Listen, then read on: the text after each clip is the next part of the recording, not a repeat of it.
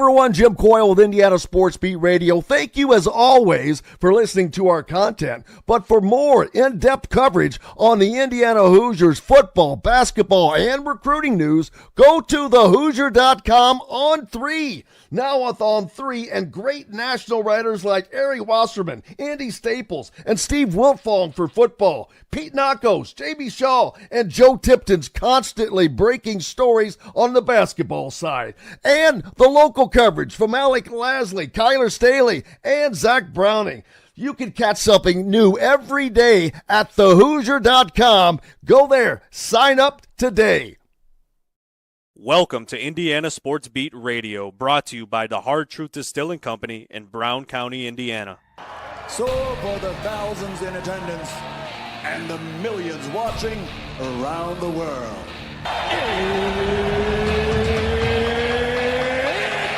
Time! 3 on the way. Oh! It went in! It went in! And Indiana wins the ball game! Know your role and shut your mouth, you jabroni! Float game for the win! Ayler's gone. Goodbye, touchdown, Indy! Woo! IU! America! They got a football team now! Pretty simple. I win. Google me. You know that I'm the cream of the crop. Now, from the Hard Truth Studios, here's Jim Coyle. Hello, sports fans. Welcome to another edition of Indiana Sports Beat Radio, coming to you on this Monday from the Hard Truth Distilling Company studios. As always, grateful for you to be along no matter where or how you're listening on one of our great radio station affiliates like 97.7 ESPN, The Ref, always the right call, or up in the region on the voice of the region, 1230 AM, 104.7 FM, WJOB, and in Fort Wayne on Fort Wayne's sports station, 1380 The Fan. Keep it locked right there. No reason to go anywhere else. And if you're on YouTube or any of our social media outlets, make sure you've locked it in with just subscribe and hit the notifications toggle. Joined now by the great Greg Rakestraw from the Indiana Sports ISB Sports Network. Greg, how are you, sir? How was your weekend? My weekend was great. What about yours? Very relaxing. Did nothing. I did absolutely nothing. I'm not going to lie. It was beautiful, but I just enjoyed the nothingness. That can be a good thing, especially when it's Masters weekend. Yeah, I was just thinking, what a Masters. I mean, it's ironic. All of these sporting events, Greg, that we've just watched, the Final Four, tremendous. College football, tremendous. We have had some of the best happenings of the events that we've had going on for such a long time, but they have been so good at such a high level, and especially with college athletics at such a time of turmoil with the transfer portal and NIL and all that stuff that is just completely upheaved college athletics. Yet we're seeing some of the best product on the floor and on the fields that we've ever seen, and it carried over to the Masters. I mean, it's the competition. I think it's a storyline. Roy McIlroy been trying to win a career Grand Slam for 1,000 years, it seems like now. But sports have just been incredible, and we've got the Derby and the 500 coming up. Correct. So obviously, all of these major events of the Midwest start to kick in now a little bit over the course of the next few weeks as the weather is starting to get better around here. And as I tell people, if we're going to do something from a social standpoint or add me to your appointment calendar, you've got about 2 weeks, because once I get to about March or to about May 6th, I'll talk to you after Memorial Day. There simply is no time after that because my schedule gets pretty packed. Yeah, which is amazing. Not that your schedule gets packed. That's the least amazing thing in the world. That stays that way. But you think that, oh, wow, well, we just finished the college football playoffs. Oh, man. Oh, and then college basketball. Oh, we just finished the Final Four. You think that there's going to be this letdown. And, well, then here comes the Derby, like I just said, Indianapolis 500. Here comes all the things that you're working on, whether it's soccer, and I'm assuming that's a big part of what is taking on your spring schedule, but tell us more about what packs that schedule so much. So yesterday I was doing high school basketball. And you're like, wait a minute, that season ended 2 weeks ago. Well, it is All-Star season. So yesterday was the HBCA All-Star Classic, which is a Southern Indiana All-Star game played at Columbus North. And Jim, you may find this hard to believe that until this week, I had not set foot in the Stearman Gymnasium at Columbus North. Just kind of one of those holes in my resume, so to speak. We checked that box yesterday, thankfully. Couple of weeks, it'll be the Hoosier Gym Classic, which is really kind of the precursor to the Indiana-Kentucky All-Star Series. This will be the top 20 to 25 kids in the state, and knowing that there are always, those that feel they should have been on the All-Star team, this is their chance to kind of showcase their skills, because it's the biggest collection of kids from this state in one game, and that'll be coming up in 2 weeks. And then, obviously, the World Series of high school basketball. I'll have that the first week of June. In between that, doing some public address work at the Indianapolis Motor Speedway during the month of May, including on race day.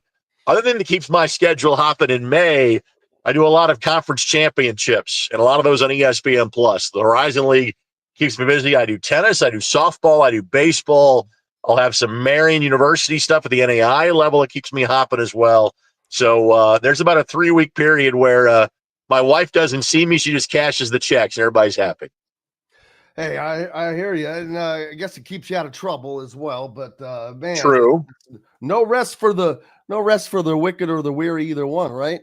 Correct. But it's also fun. I mean, you're coming out of the winter time and the spring. You need that boost, and boy, rolling into doing all kinds of things like that certainly does it. Because while you stay busy year round, this seems to be the busiest time in multiple directions, I guess I should say. It's not football season is probably mostly football, and basketball season is probably mostly basketball. Well, right now, it sounds like you've got everything else coming up that didn't fit into those buckets.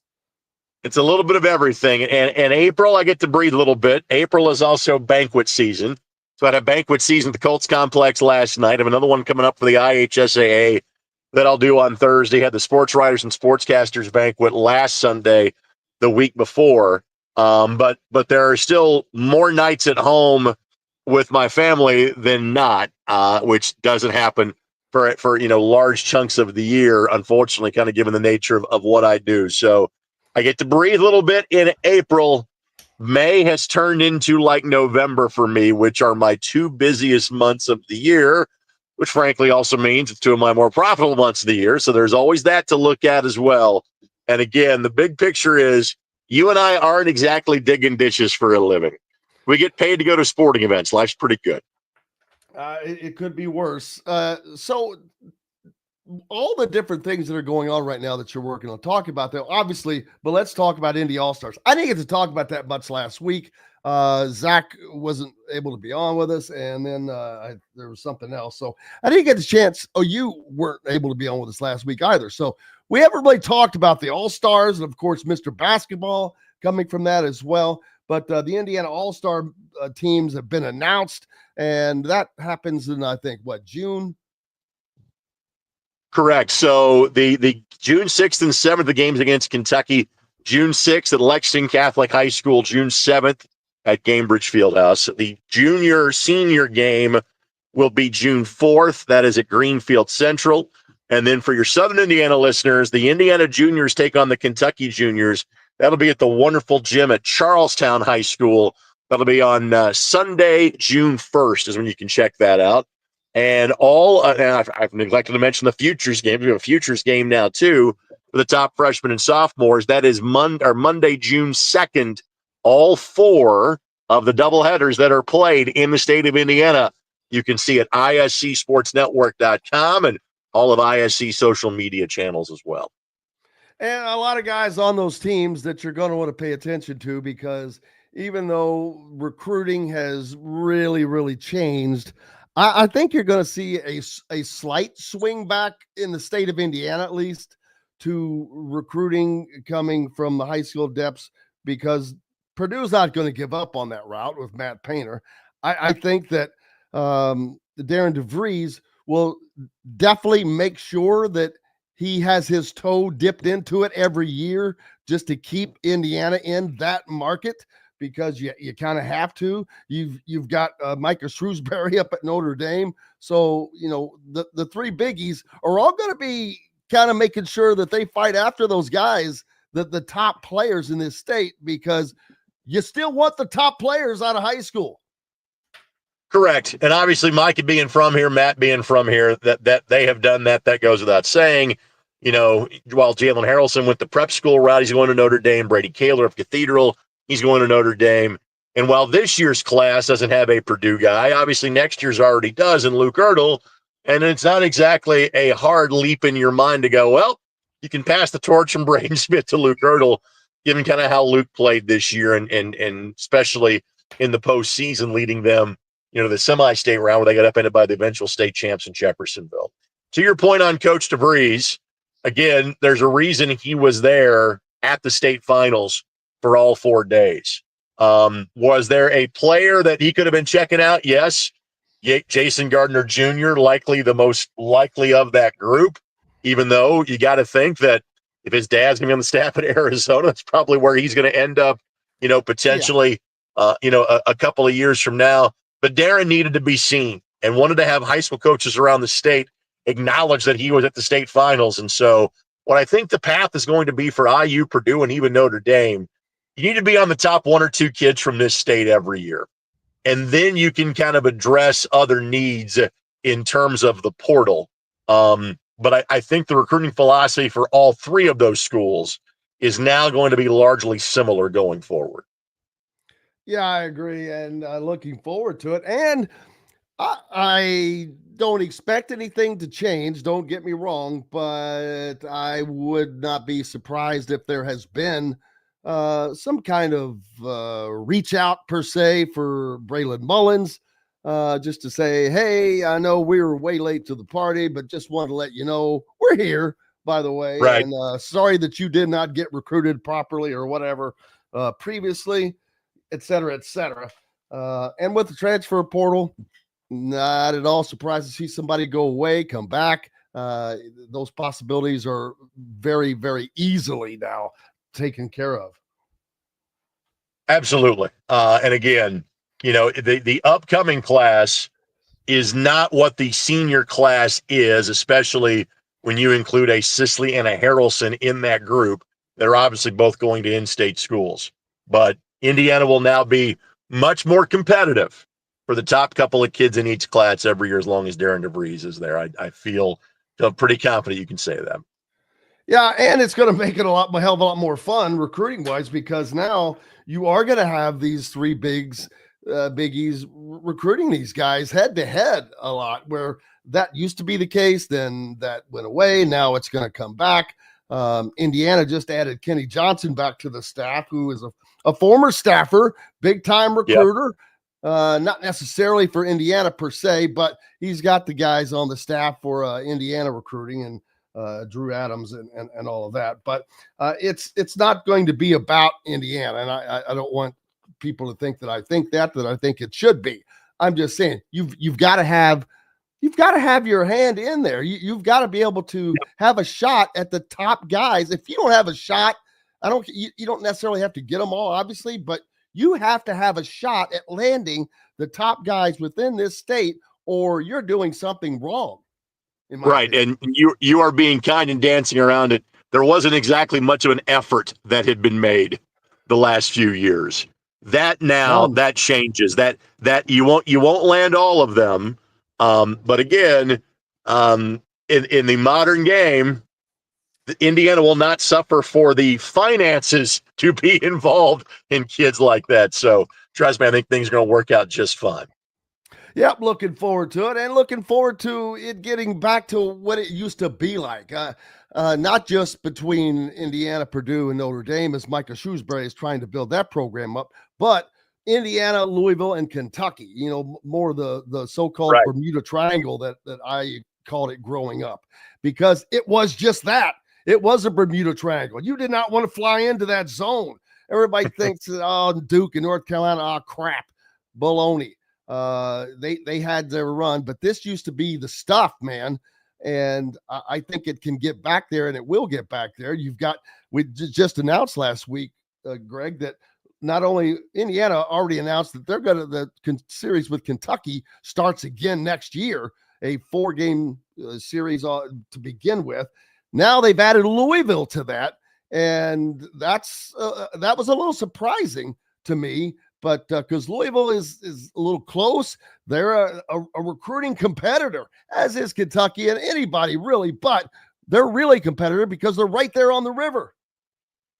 The thing is, that reminds me like the mid '80s when we'd see these teams play each other on a regular basis, like Big Four Classic stuff with U of L and UK being on the schedule the exact same year for Indiana. So it's the way it was, and it's the way that I think all of us hope that it gets back to being at some point in time.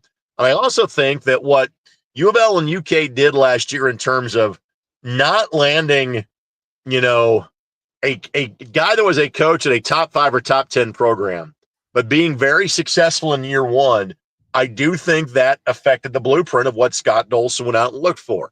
Obviously, the ultimate thing that I think guided him on the hiring of Darian DeVries was, what Curt Cignetti did in football. But I do think there's a parallel to be drawn in basketball of saying, all right, people, I'm not sure if you would have felt Kentucky or Louisville won the head coaching derby heading into last spring.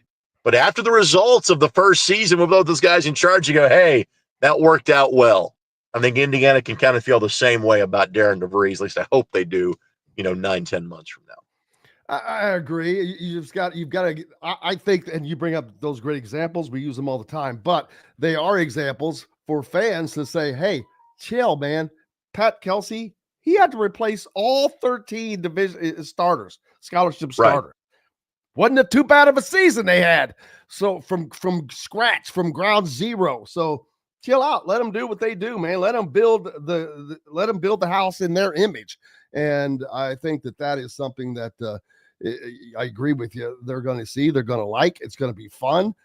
You're going to see a program that has a plan, and I'm using a lot of words that are pulled over from the Curt Cignetti last year situation. Blueprint, a plan, all of this, the guys, the right guys, the fit, the guys that put, because how much grief and stuff, flack did you hear about Indiana and Curt Cignetti? Oh, they're not going to be able to compete. They got all those mid-major guys. They're all from the transfer portal, and they're all from wherever, James Madison and here and there. Well, it wasn't too bad of a season now, was it? No, it worked out pretty well, yeah. So I agree. I think that Indiana will do the same on the basketball side as well, and we'll look forward to it. It'll be good to see more of a connection again, and more of that. When you think of rivalries and all of that, that it gets back to even recruiting. I mean, recruiting used to be a huge rivalry in this state. Absolutely, and I think it's heading back in that direction too. All right, so what is up next for you, my friend? So what's up next for me is, let's see here.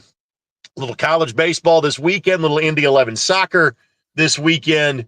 Like I said, banquet season for the IHSA Foundation coming up on Thursday.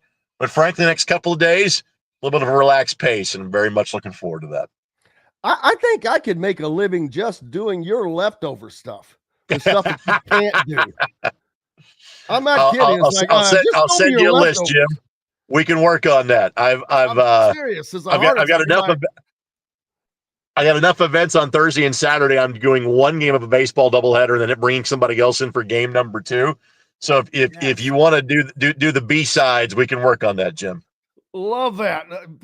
Baseball was the first thing I ever did in, I guess, my broadcasting career. I was in high school.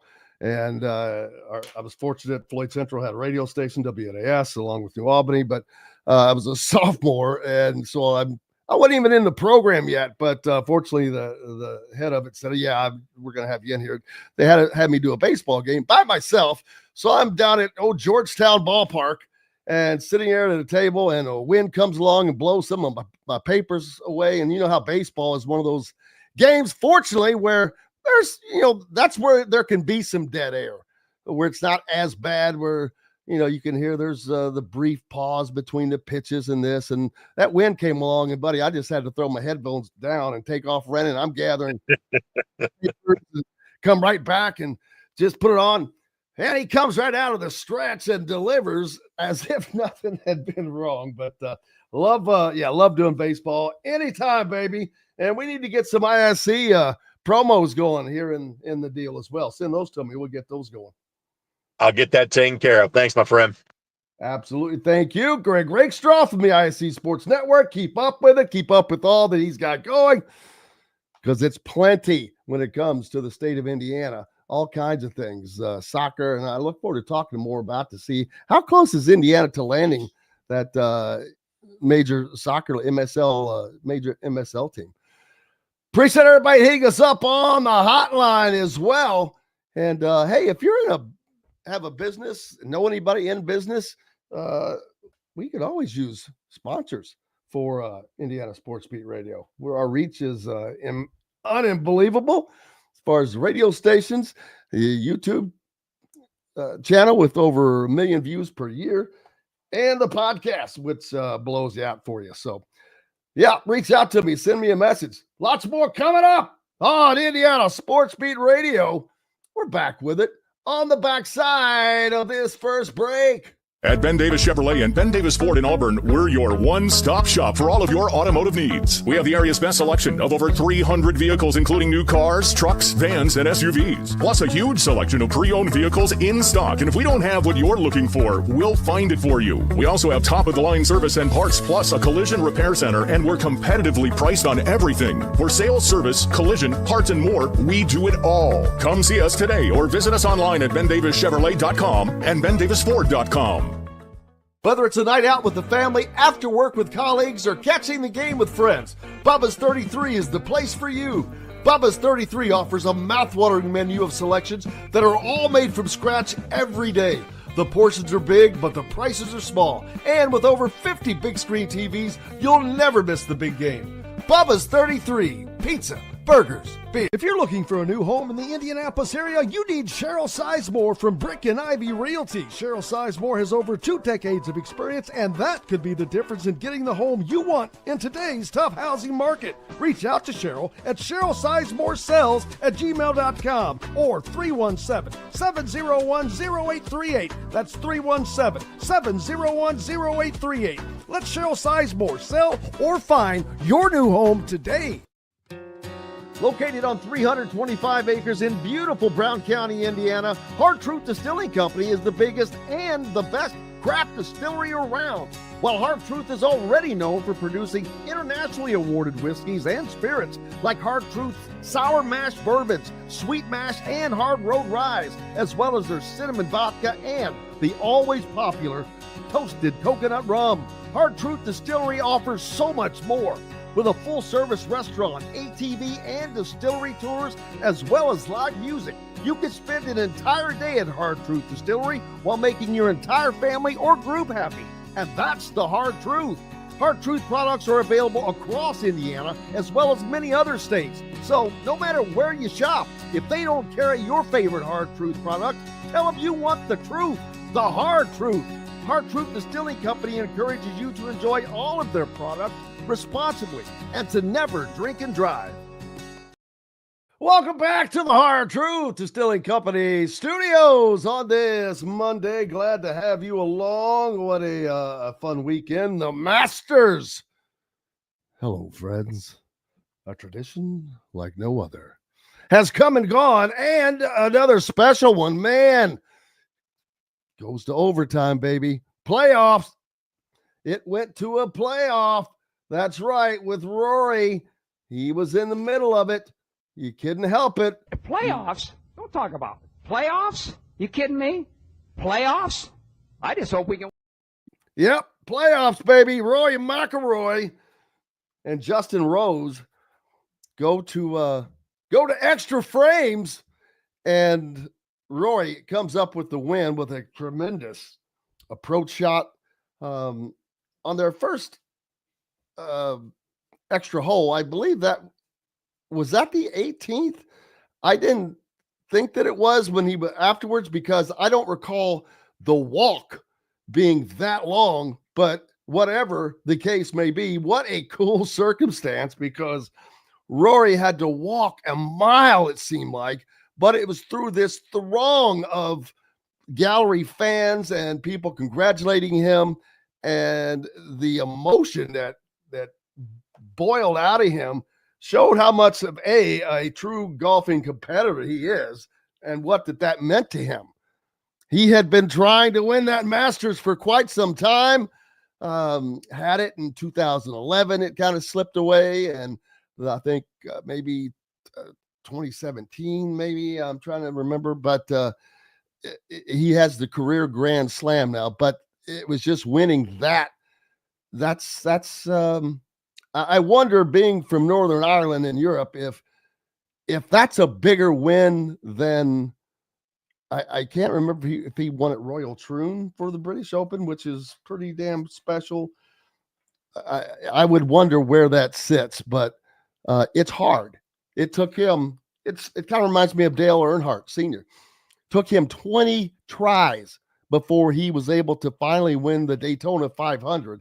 It took Rory McIlroy 17 starts before he pulled in the W. But fun stuff, man. Anything that is competitive like that, going down to the end, fun to watch. So looking forward to that. Hoping to have Kyler Staley on with us later in the program. We'll talk some IU basketball recruiting, get you caught up on all of that as well. Let's see. Oh, yeah, Dustin Dopirak will be with us. How about those Pacers, man? They end the season. Let's see, winning 1, 2, 3, 4, 5, 6, 7 out of 8 games. The ironic thing is they lose to the Magic. They got curb stomped by the Magic, but they go to Cleveland after that and win. Just before that, they held off Cleveland at home to win. The best team in the Eastern Conference. They slugged through a win over the Wizards before that, which was terrible. But they beat the Nuggets. So they have Bob Kravitz said it last week. He just thinks that they're on a bit of a better roll than they had been last season.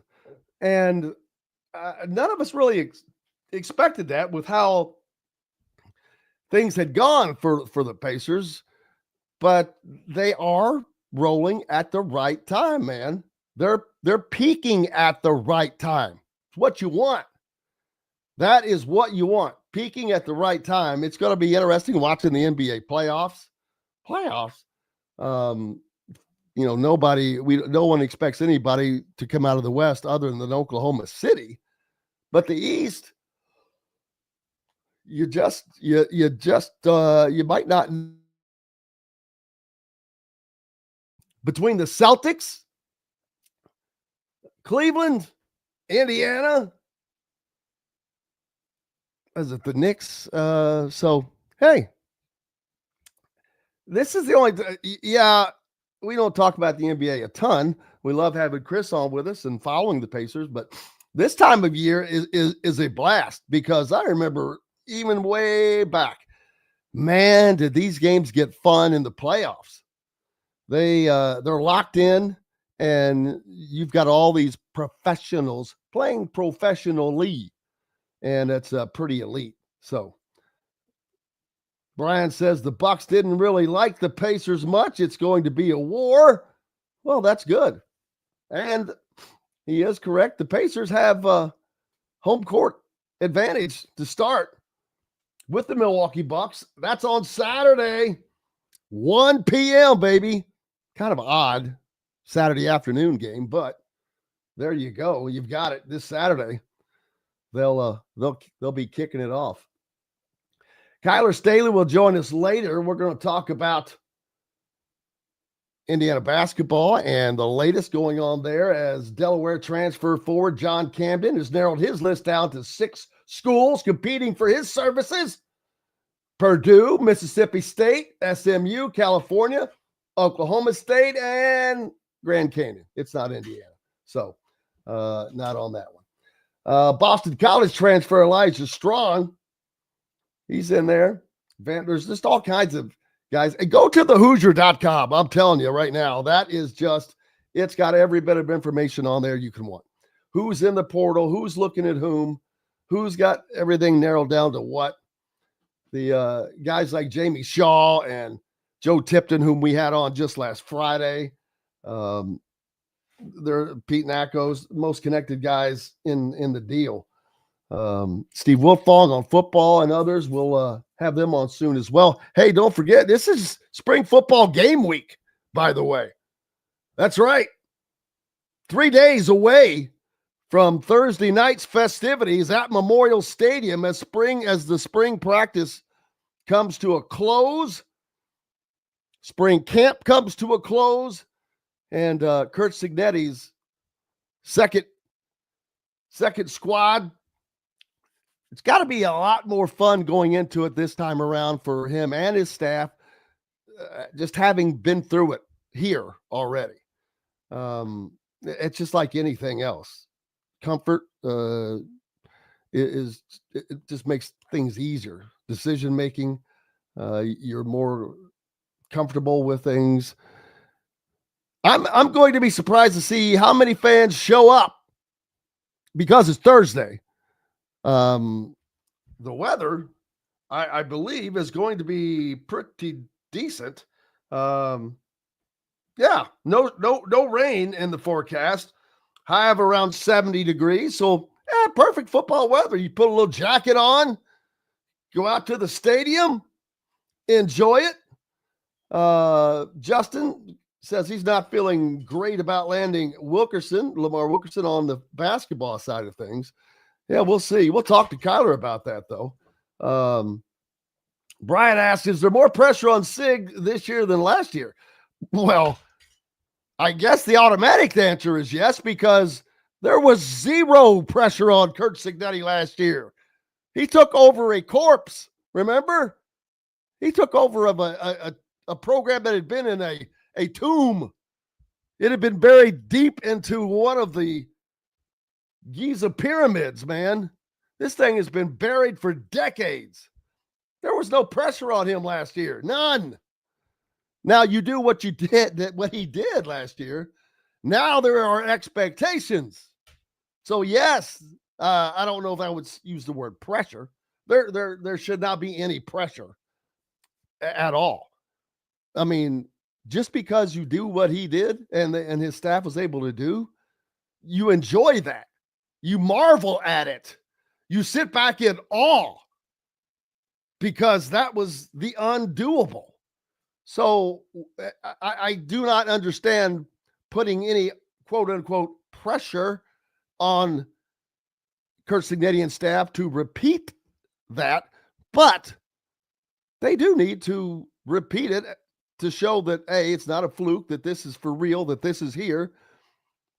But the thing is, I don't see any reason to suspect anything different. Now, I do not expect an 11-1 season, but that's only because their schedule is much tougher than it was last year. They played at Ohio State. That's as tough as you're going to get. Team won the national championship. They played Michigan, the only team that beat. One of the only two teams that beat Ohio State during the regular season. But that was about as tough as it got during the regular season. It ramps up next year. I talked about it. The 3 road games. I just look automatically at the road games. You're at Iowa and at Oregon in back-to-back weekends, no less. Gigantic that is gigantic for Indiana. It is their first opportunity when they go to Iowa to win a game that the national people have said Indiana hasn't won, which they haven't under Kurt Signetti, and now we're just in year 2. But you've got to go win those games. One of those games. you've got to go to Iowa and win, or you've got to go to Oregon and win, or you've got to go to Ohio or to Penn State and win. Got to do something somewhere to put yourself, in that next level. If you lose all three of those games, I think that they still end up going 9-3, having an incredible year for Indiana, which is astonishing. People would have jumped off the boat for a 9-3 year. But how crazy is it that a 9-3 year could be looked at as, that's good. But that would have never been said. But that's how quickly things have changed. But that's the reason I talk about winning one of those road games. The only way Indiana gets back into the college football playoffs is by winning one of those games at a minimum. A lot of people would say, "Oh no, there's no way at 10-2 they could get in." Well, I disagree for the main reason, as I keep saying, the schedule is much more difficult. If you're 10-2 and one of those wins was at Iowa or at Oregon or at Penn State, that matters. That matters. I think that they're going to have to finish in the top 4 of the Big Ten to get back to the college football playoffs. Does 10-2 get that done? Very likely. I think it depends on how the schedules are laid out. With all of these teams in the Big Ten now, 18 of them, these schedules are so wonky.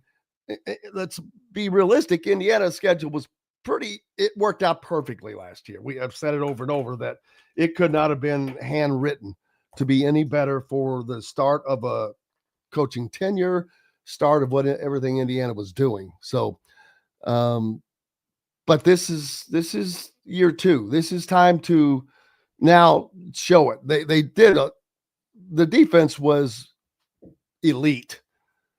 If they have that same elite defense again, which I think that they will, and have a similar offense, which I think they will, I don't think there's going to be any drop-off for this team on both sides of the ball. Defensively, talked about the anchors, man, Kamari, Aiden Fisher, and D'Angelo Pons, All-American, on the front, in the middle, in the back. That's pretty nice. Not a lot of teams can say that. Offensively, I think Fernando Mendoza is going to have a better season than he had last year at Cal, in which he threw for over 3,000 yards, but he got sacked 41 times. Not going to get sacked 41 times next season. Indiana's biggest improvement has been on the offensive line, I think, where they needed to make it, where they had to make it. If they didn't, this conversation is going in a different direction. Robert says, if Cignetti strings together a slew of 8-9 win seasons and retires with a winning record, they'll put a statue of him out front of Memorial Stadium. Well, and maybe they should. Maybe they should, because he'll do what nobody was able to do. And when there were only 10 teams in the conference, it was a hell of a lot easier. Indiana used to be competitive in the Big Ten in football. And I think that research, do some history research. And my true belief is it was the combination of two things that brought the demise of Indiana football. Not that they were a powerhouse, but they were competitive in the Big Ten. But in the 60s, there was some racial strife within the program, and that led to boycotts, and that was in the mid to late 60s, and that was right in the midst of them going to the Rose Bowl. So they're at a high level at this point. And then boom, that stuff happens, and guess what else happens? Right there within a few years, 1971, Indiana hired some guy named Bob Knight as the basketball coach. And a basketball program that had been kind of toiling in not greatness, all of a sudden jumped. They did Bob Knight didn't do a Kurt Signetti in the first year, but maybe even better, because within the first couple of years, not only were they starting in Final Fours, they were championship level teams immediately. It would remain that way. So, but that hurt Indiana football immensely, because you're already in a basketball state. Even though Indiana basketball was not great at the time, then they hired Bob Knight. Indiana football was coming off of this Rose Bowl appearance and all that in this little short time space between 67, 68, 71. And boom, Indiana basketball starts winning, and winning big in a basketball state, at a program that already had 2 national titles. That fire was lit again, and that's all it took. That's why I call Indiana a sleeping giant, though. Is Darian DeVries going to light that fire again? It's a different era. It is a different game. But there are things that make this easier to accomplish with the portal, to be honest with you. I've said it over and over. That's made for Indiana to get back to where they need to get back to. But it's also made for a lot of other programs to get to where they've never been. That's why you're seeing a lot of these teams that you didn't used to see before. The SEC, for example, having teams just be at a high elite level. Look how many teams out of the SEC last year. It's an opportunity, and Indiana has to take advantage of that. And I think they will. We've got to take a break. We've got more coming up. Dustin Dopirak will be joining us. Kyler Staley. We're going to talk some transfer portal info on Indiana, who they're looking at, who's looking at them. Spring game coming up. Pacers about to go to the playoffs. Roswell says Katy Perry getting ready to be launched into space. That's one way to start your week. Yeah. Miss her from American Idol. I'm a big American Idol fan. We'll be back with more from the Hard Truths Distilling Company studios on the backside. Of course, don't forget, visit the Hard Truth in Nashville. Big Woods Restaurant, great place. Spring now, it's incredible. They got outdoor music, the amphitheater tours, 4x4 side-by-side tours, all kinds of tours, but just a great place to go hang out, watch games, take the family for an afternoon. They've got cabins where you can stay overnight even. So lots more coming up from the Hard Truth Distilling Company studios. Back with it right after these messages. Located on 325 acres in beautiful Brown County, Indiana, Hard Truth Distilling Company is the biggest and the best craft distillery around. While Hard Truth is already known for producing internationally awarded whiskeys and spirits like Hard Truth's sour mash bourbons, sweet mash, and hard road rye, as well as their cinnamon vodka and the always popular toasted coconut rum. Hard Truth Distillery offers so much more. With a full-service restaurant, ATV, and distillery tours, as well as live music, you can spend an entire day at Hard Truth Distillery while making your entire family or group happy. And that's the Hard Truth. Hard Truth products are available across Indiana, as well as many other states. So no matter where you shop, if they don't carry your favorite Hard Truth product, tell them you want the truth, the Hard Truth. Hard Truth Distilling Company encourages you to enjoy all of their products responsibly and to never drink and drive. Ugly Grouper, located on beautiful Anna Marie in Florida, is the place to be, and not just because they have unforgettable meals, including locally sourced seafood. The Ugly Grouper has your favorite craft beers and cocktails, along with live music every day. The Ugly Grouper is family-friendly, able to host private parties, and has the biggest grouper you've ever seen. The Ugly Grouper is the place to be on Anna Marie Island, Florida. Tell them Indiana Sports Beat sent you. Go to theuglygrouper.com for more information. When it comes to apparel and promotions, Freethink has you covered, literally, whether it's 24 or 200 shirts for sports leagues, businesses, or groups. Freethink Apparel and Promotions can also create your very own merchandising store. Freethink Apparel and Promotions did it for Indiana Sports Beat Radio, and they can do it for you. Whether it's screen printing, embroidery, digital printing, promotional products, vehicle wraps, or anything else under the promotional line. See what Freethink Apparel and Promotions can do for you at freethinkapparel.com.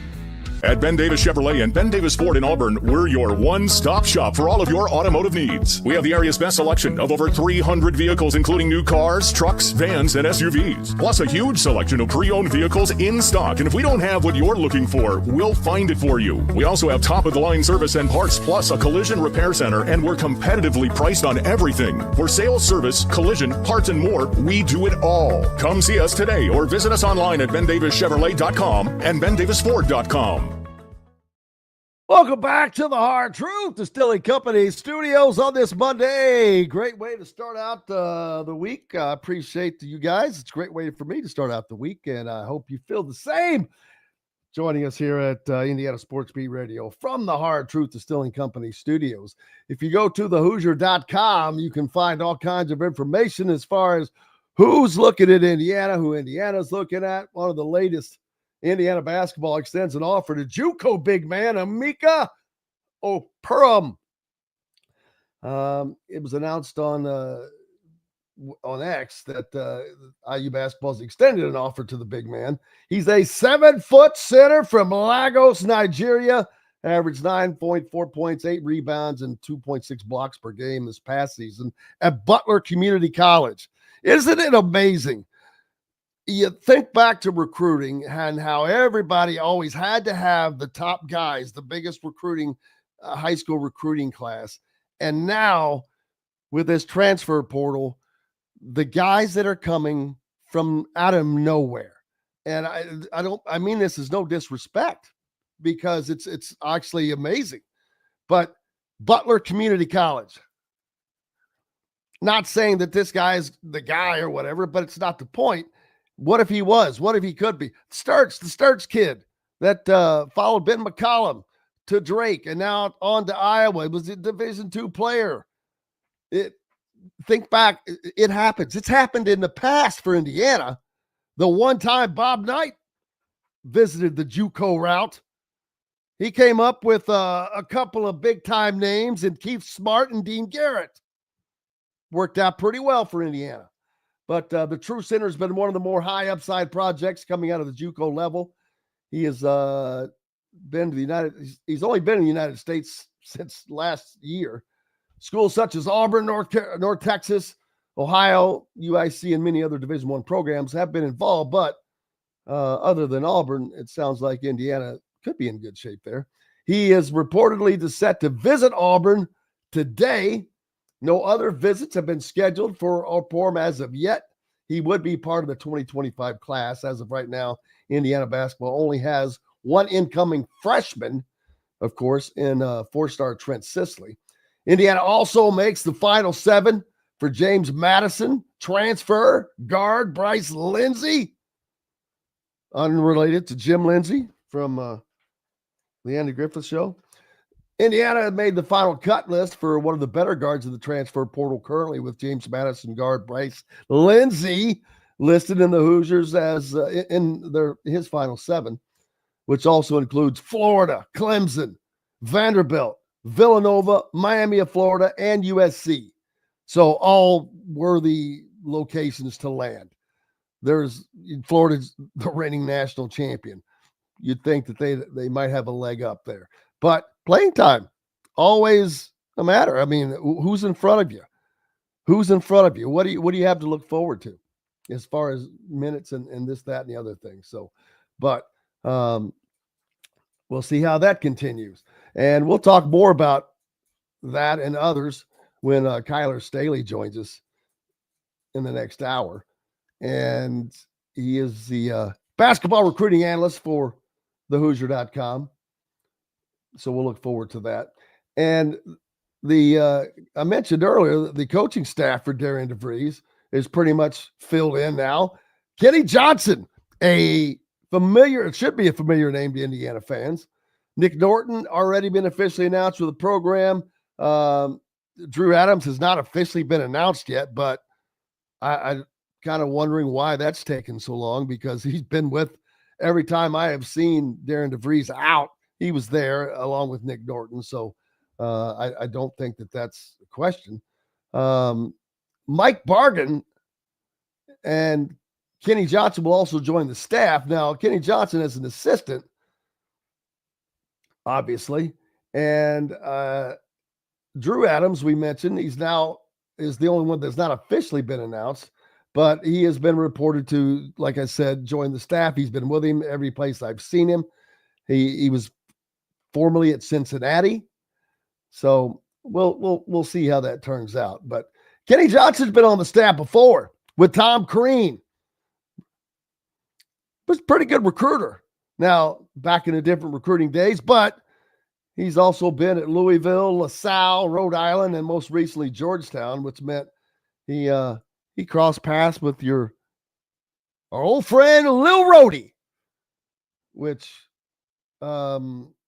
amazes me that anybody makes it out of there. But while Johnson doesn't quite have as many connections to the Indiana recruiting space as Adams does, his time at IU and then Louisville gives him some experience in that area. But also, if you have someone like Adams that is really entrenched, I don't know that you need somebody else that's totally entrenched, because you've got a head coach in Darren Adams that is going to do everything that it takes to get it done as far as recruiting. And I think we've seen that. Now, Mike Bargan is another name that was reported on Friday joining the staff.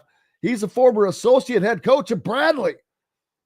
He was with the Braves for a decade, from 2015 to just till recently, working with fellow incoming IU assistant Drew Adams from 2015 to 2022 before Adams left for Cincinnati.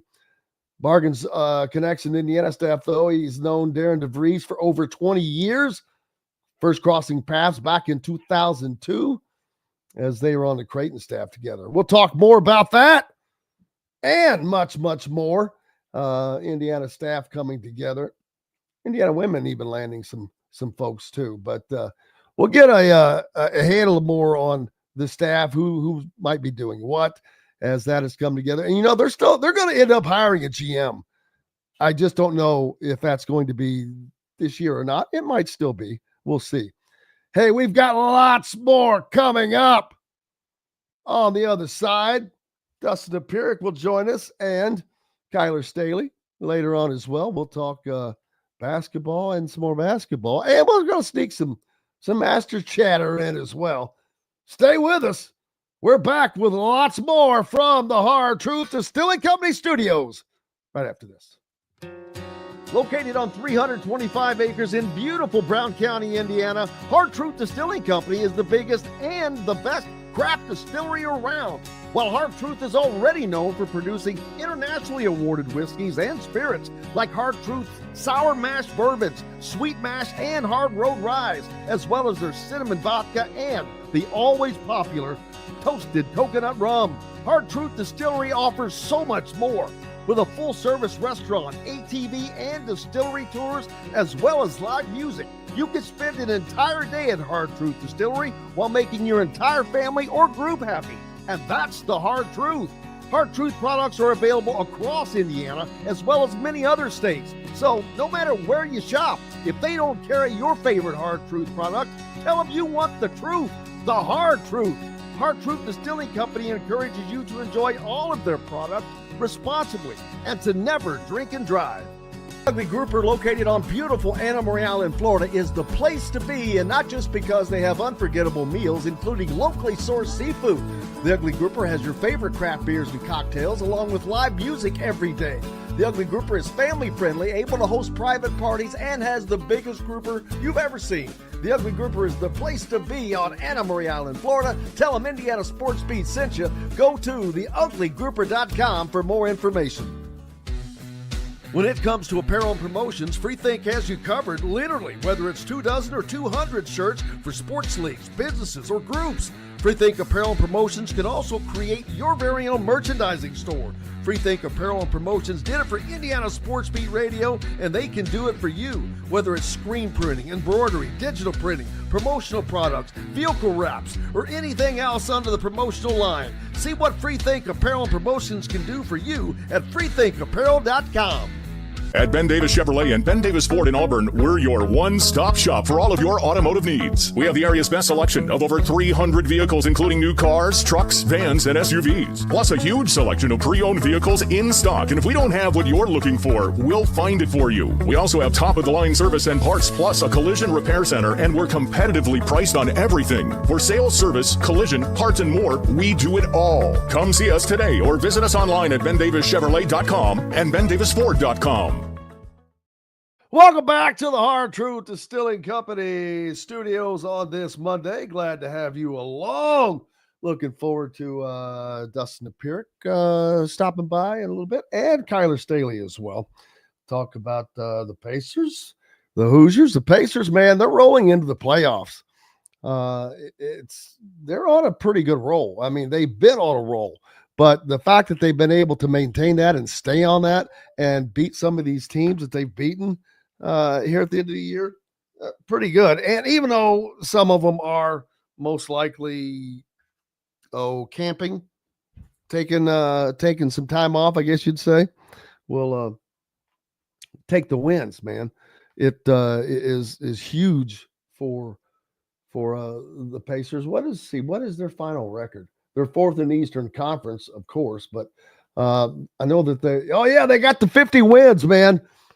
Chris Denari talked about that last year. I think they only last week, they won 48 games last year, something like that. But they were able to get to the 50 win mark. Pretty impressive, especially when you started out. What was the start? 15-10, I think, was their start to the season. So to only lose, 22 games the rest of the year, pretty good for the Pacers. Now, what can they do? Because you get to this level of the playoffs, and boy, everybody's good. This is when it becomes fun. The games become fun. They become just locked in, just like everything. I've talked about it all day long. We just saw it with the Masters. We saw it with college football. We saw it with college basketball. Sports is getting better. It's just getting competitive down to the end. What's not to like about that? You gotta love it. I do. I think that everybody else does as well, because the ratings show that to be the case. People are watching.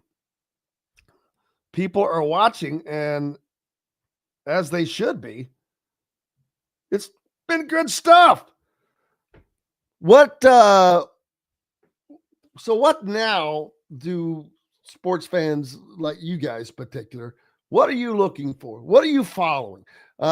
We've got the Indiana All-Stars that are plugged into the deal, but it's not quite as, it's always a great thing. Hey, first of all, the Indiana All-Star system program is incredible. Earlier, you heard Greg mention that in June 6th and 7th, the games will be played back-to-back nights. It used to be a week apart, but now they just do back-to-back nights. But Kentucky will be played at Lexington Catholic High School. They have played that thing, originally it was in Louisville forever, but then they played it in Frankfurt. They played it in Bowling Green. They played it in Owensboro. They played it at Lexington. They played it at high schools in Lexington. Do you know why they keep moving it around? Because they don't have the support. They don't get the support for it. Indiana stays right in Indianapolis, stays right in an NBA arena. That's because that's the difference. People can get it or not get it. That's up to them. I don't care. Facts are just facts. Indiana has always supported this game, this program, as they should. It's cool. It stinks that you're not going to get to see Jalen Harrelson and Trent Sisley, because just think how good that's the thing, how good that would be. Dustin Dopirak from the Indy Star joining us now. Dustin, I was just talking about the Indiana All-Stars and how no matter what, it has remained. It's kind of like Indiana basketball. No matter how bad it got, the fans never left. I mean, seriously, with the 6-25 through up till now, the 20 years, just their turmoil, they're still there. People think they're crazy. Well, they've been driven crazy to a degree, and I get it, but they're still there. Indiana basketball, the All-Star game has been played in Indianapolis, never anyplace else. It used to be at Market Square. Now it's been at Gamebridge forever. The Kentucky side, that thing's been played in Louisville. It's been played in Lexington. It's been played in Owensboro. It's been played in Frankfurt. It's been played in Bowling Green. It's being played at a high school in Lexington. It's not the same. And people can think about it how they want, but I'm telling you, it's not the same. They don't have Newcastle. They don't have Seymour. They don't have all of these incredible 7,000 seat gyms that get packed. And it is just different.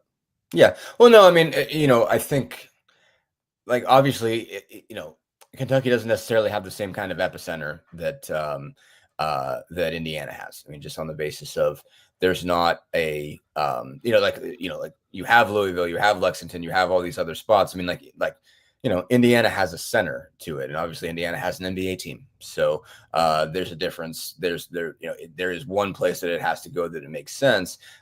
Basically, over the course of by the end of it, and certainly you have all these other opportunities over the course of Indiana All-Stars, whether it's the the junior senior games and all those that you can move it around and have all these different places. But yeah, I mean, it's and there are not a lot of places like Indiana as far as, what kind of arenas you can use for everything else, like what kind of high school gyms, like they were built for that in ways that not a lot of high school gyms were. Basically, like they are built to be, centers of whatever town they're in, whether it's Newcastle or, like you said, Seymour or even North Central. I mean, like they're built to handle a lot of people. And yeah, it's pretty just remarkable. Just Indiana just built that way, and so it's made for these kind of opportunities.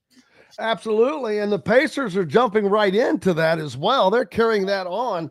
Man, they have.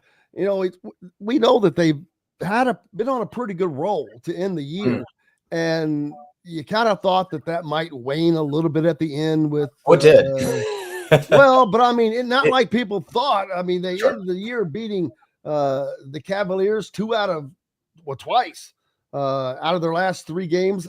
How they didn't beat the Cavaliers. They didn't beat right. They did not get the Cleveland Cavaliers. I get it.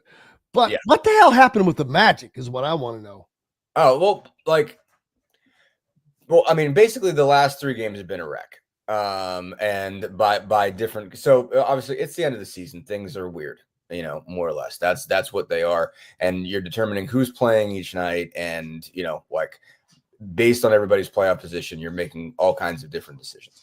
So Cleveland, the Pacers still had something to play for. The first Cleveland game, so that was Thursday. It's like, what city am I in? Where am I right now? But the Thursday night game, they play Cleveland. Cleveland had already sewn up the 1 seed. The Pacers still needed to win to assure themselves of first round. And they didn't play well at all. Cleveland wasn't playing any of their starters, or not any of their starters, any of their all-stars. They kept out Garland and Mitchell and Mobley and Max Strus. And so there was mostly second unit guys, and the Pacers had a hard time beating them. I mean, they really had to rally back hard to get that game. And really, I think by that, through that stretch, you could tell they were pretty tired, but they got it. They finished it off. They finally got what they needed to get, and getting home court in the first round was a big deal. So they got that. And then, second night of a back-to-back, they're like, okay, starters aren't playing, basically. So all 5 got the day off for the Orlando game. And Orlando gave all of its starters off. And so basically it was a game between second units.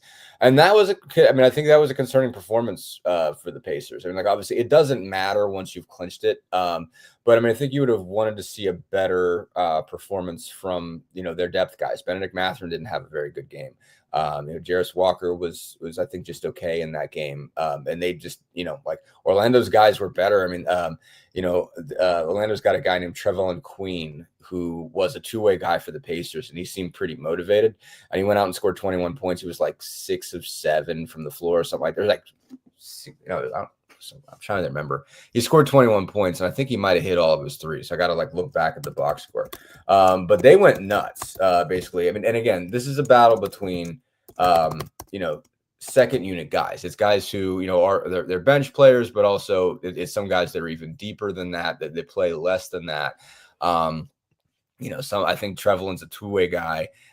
He was 9 of 11 from the floor, 5 of 6 from 3 for 25 points. I think that's his career high.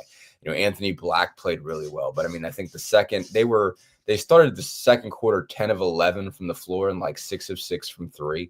And they were just ripping, and it was 43-20. And by the end of that game, it was over. Or the end of that quarter was basically over.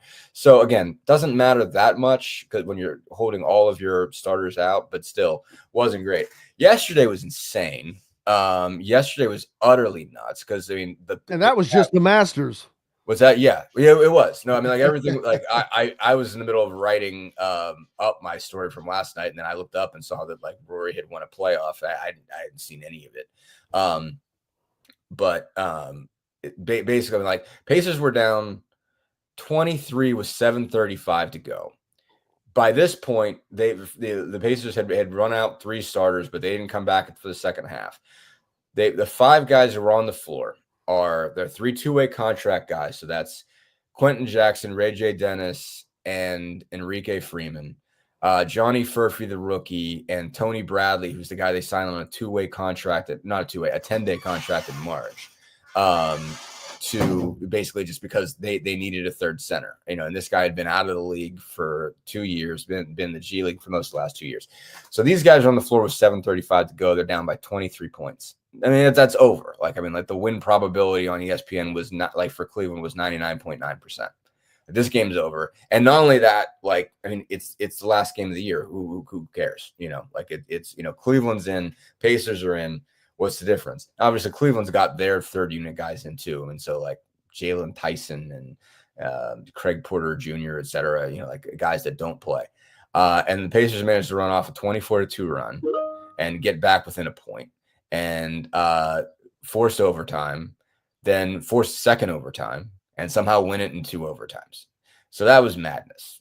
And doesn't matter in any real way because obviously the 3-way contract guys aren't even eligible for the playoffs. So 3 of the 5 guys who were part of that can't even play in the playoffs. But so it was their last game of the year, and they just let it all out. So I mean, it was fun to watch. It doesn't mean anything. But I think, as far as how they're going into the playoffs, you don't see much you like over the last 2-3 games.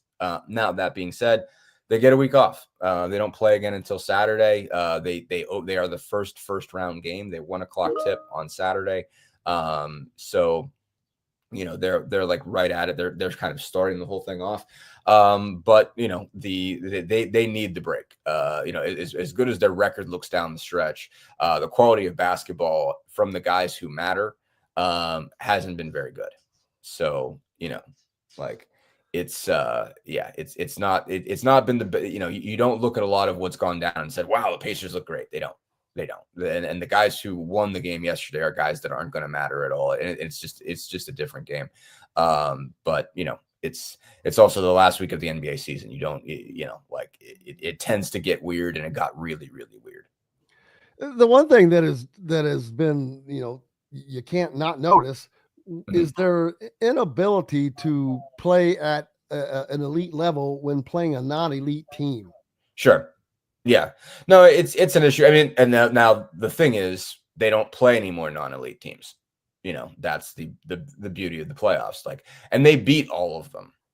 For whatever for whatever you want to say about how they played down to their competition, let those games be closer than they had any reason to be. They beat a Wizards team that was practically saying, "Please beat us." We have no desire to beat you at all. They pulled Alex Sarr at 20 and 10. for them in that game. And he didn't play the last 6 minutes. Jordan Poole didn't play the fourth quarter. I mean, the Wizards were like, we don't want to win this game, you know. And teams that are tanking are like actively tanking, like just don't. It's like don't, like, please beat us. Like, we don't want to win any games. We want to get, you know, the number 1 overall pick. So, you know, like, we have no interest here. And they had a hard time putting some of those games away, but they did. And at the end of the day, I mean, they did ultimately win those games, whereas they were bad. You know, most of their losses against bad teams this year were in that 25-game stretch to start the year where they weren't very good at all. They started 10-15. You know, since then, they haven't had one of those really ugly losses, but they haven't had great performances in those games where you should be putting somebody away. But, you know, they have proven that they generally show up for teams that matter, and now all it is teams that matter. You know, they don't have to worry about, you know, are you going to get up for a team that's holding out 5 or 6 guys, or you're going to get up for a team that's 17-62. You don't have to, you know, that's not a problem that they have anymore. And like the same thing was the case last year. They had the same problem. You know, in some of those games they lost last year, timing was different because I think they lined up against some of those bad opponents when they still, you know, hadn't shut it down entirely. And so weren't like actively trying to lose games. And so they were able to lose some of those. And this time they caught a lot of teams at the moment where they're like, we're done, we're finished, we're checked out. Like we're not interested in winning right now. But now it's the playoffs. None of it matters. You know, like you can just move on. It's an entirely new season. You know, and so you'll find out, you know, what they're all about in a week. You know, they have a chance to kind of get right, you know, take it easy on some players. I think some guys really need the break. Andrew Nembhard really needs the break. I mean, he's been shooting. I think he's 3 of 23 from the floor the last 3 games. Don't talk about it. Playoffs? You kidding? Well, that's the only thing to talk about. I know it. It's time. Hey, I was talking earlier. There is nothing from the NBA standpoint. Even when I was a kid and I wasn't a fan of the NBA, although I should have been. I'm thinking back when I was really in my teens. But this is back when Bird was playing, but I remember having not been a fan of watching NBA games, but watching playoff games because they were a different animal. It was as if it was a different game altogether. It was a completely different product from what you normally saw. Yeah, I mean, it goes back to this, and I think it's hard to get this across when you're not around it a lot and when you don't follow it all the time. Like, they're running a marathon, and this is the kick. You know, like it, or I mean, even if you think it's easier to kind of maybe consume it when you think about, like, if you watch, you know, Olympic distance running and it's a 10K, you know, like, this is the kick. It becomes a different race. Now everybody's letting loose. You know, it's different because they have to conserve energy. You know, I mean, like you watch during a Olympic 5K or an Olympic 10K when they're all in one pack and nobody's making any kind of moves, you know, for most of that race. You're not seeing much through, you know, like down to like the last lap and a half, 2 laps, you know, is just everybody's kind of packed together and everybody's just sort of like keeping next to each other and keeping themselves in the position they need to be in. You know, some people that don't belong in that race fade, but, you know, like the people that are going to matter are all in a pack together. And then there's a certain lap when everybody decides they've got to make a move. And, you know, and then you see just how good of, you know, athletes they are. That's what the NBA is like, because they have to, you know, like, obviously you can have a team that goes and wins a bunch of games, like, you know, like Oklahoma City did and like Cleveland did and Boston did, and see some teams put some separation out there, you know, but at the end of the day, what's coming up is what matters. And you're conserving yourself for this, and you're, you know, making different decisions in who you play each night and how long you play them. And, you know, that kind of thing, because your whole point is to keep them available for this. And now you see them kick. And now you get a sense of just how good of athletes they really are and just how good of players they really are. And it's different, you know, like throughout the season. I mean, it's probably, if you watch it every night, you see how much of a difference there really is between them and college players, and just how different the skill level is and everything like that. But like, the games can be different in their level of intensity. It's the second night of a back-to-back. You don't see the same thing. If you see one team's on a second night of a back-to-back, you could see a difference. You know, one team's missing a couple of guys. Like, it's not always even. Now, when everybody wants to really go all out, you really get how good they are. And, you know, they've been saving for this. That's what it is. And it makes sense to do so. You're asking them to play 82. It's a lot. It's a whole lot. And especially the way they play now, the pace they play at, the amount they score, it asks a lot on the body. And it's, basically it's an art getting through it, winning enough games to put yourself in a good position, to get home court, or to get the 1 seed or whatever. I mean, like there's an art and a strategy just to getting through it. And now they're through it, and all there's left to do is kick. And now, like when you see the kick, it is remarkable. And that's what you're going to see. That's been the case always. It's you can appreciate it easier if you're watching it all the time. And it asks a lot of you, obviously. I mean, I watch every game because I get paid to do it. Like it's different. Like it's not like I just choose to do this for a hobby just to make a point. It's my job now. Like it didn't used to be, and so I looked at it the same way. Like this game's less interesting. The college guys leave it on the line every night, but they can, and because they're 21 and they play 30 something games, and it's doable. You can't do it for 82, especially when you're 30, 35, whatever it is. But you can kick. And, when these guys do this, it's at a different level. And so, yeah, you're going to see them fight for every single possession. And, you're going to see what that looks like. It changes. I mean, they're just in a different gear because they don't have to save anymore. Like this is what they saved for. This is what they kept everything for. And now they can let it loose. And so, it's a different game. And when they have to battle for every position and they know their season could end at any time, not at any time, but obviously, at the end of each of these best of sevens, their seasons can end in a week or 2 weeks, or their seasons can end in 2 months, and they don't know. And so, and all they can do just to keep it going is to let loose the entire time. And so, it's a remarkable thing to see, and see how they are able to dial it up when they know that that's what's on the line. Yeah, and now you mentioned that they haven't exactly played great, although they have won. They've won 50 games, as a matter of fact. That's what is that 2 games more than last year? 3. Okay, they won 47 last year. So the fact that they were able to do that and improve over last year is a great sign. Now, the Eastern Conference seems to be a little. Is it tougher at the top? It's not tougher at the top from a great team like Oklahoma's dominating the West, but it seems like there are a few more teams. Cleveland is just tough. Boston is just going to be tough. New York is just tough. There's 2 60-win teams, and last year there weren't.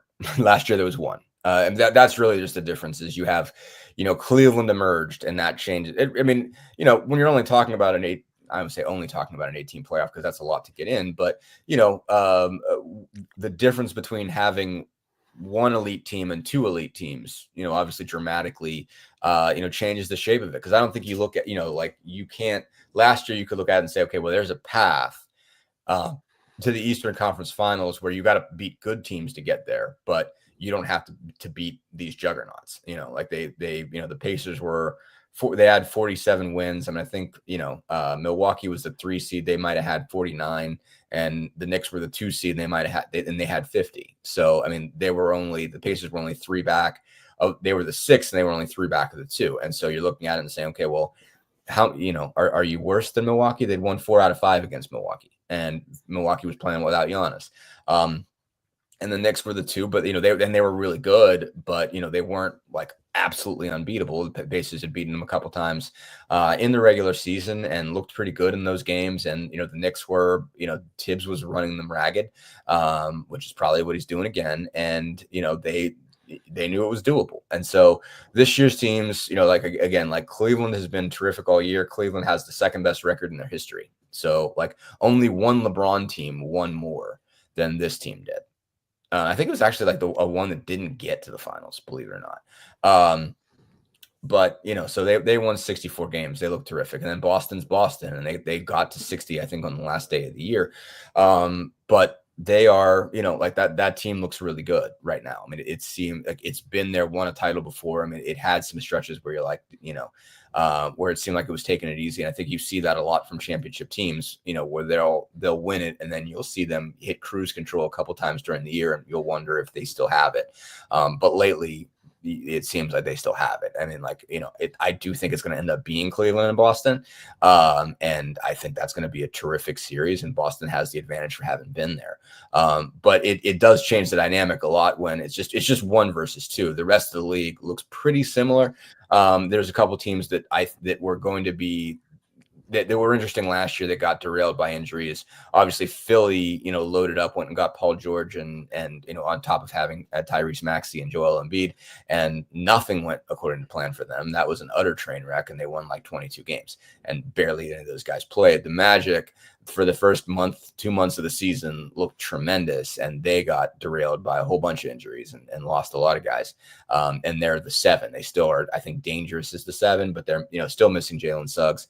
I think he really proved his value. So there are teams that you expect to be up there that aren't, but there are 2 teams that gobbled up a lot of those wins, and then you look at it and say, okay, well, those teams are elite. You're going to have a hard time getting through either of them, regardless of what your path is. And I think there were people that were thinking, well, what are they doing down the stretch? Are they trying to line up, a playoff path, the Pacers, and it's like, well, there's no difference. I mean, you open up against it's like you either get Milwaukee and Cleveland or you get Detroit and Boston, basically in your way. And it's like, what's the difference? You're a team's going to come in and play you that's going to be tough, and it's going to want to beat you bad because for different reasons. Milwaukee and Detroit really want to beat the Pacers individually, specifically, personally. And then you're looking at a team that won 60 games. So it's like flip a coin in terms of what you'd rather have. Like neither one of those are easy paths. So, that's the difference in dynamic is that you just have, instead of having one team last year that ran roughshod over everybody, you have 2. Like Jack Nicholson said in The Departed, when you got a loaded gun pointed at your head, well, what's the difference? Dustin Dopirak from the Indy Star, Pacers beat writer with us. We're going to take a quick break. When we come back, we'll talk more sports. It's Monday. Great way to start your week. Coming to you from the Hard Truth Distilling Company studios. We're back with more right after these messages. Andy Moore Honda is Bloomington's #1 Honda dealer for a reason. Buy a new Honda and get a 3-month break from car payments. That's right, no payments for 90 days. That includes the all-new, all-electric Honda Prologue, and you get it for just 0.9% financing. Or the 2024 Honda Ridgeline Black Edition or the Honda Accord LX, both for just 1.9% financing. Get more to your door from AndyMooreHonda.com, Bloomington's #1 Honda dealer and your best place for new and used vehicles. Ugly Grouper, located on beautiful Anna Marie Island, Florida, is the place to be, and not just because they have unforgettable meals, including locally sourced seafood.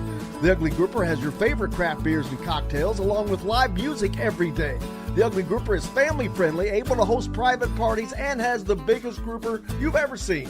The Ugly Grouper is the place to be on Anna Marie Island, Florida. Tell them Indiana Sports Beat sent you. Go to theuglygrouper.com for more information.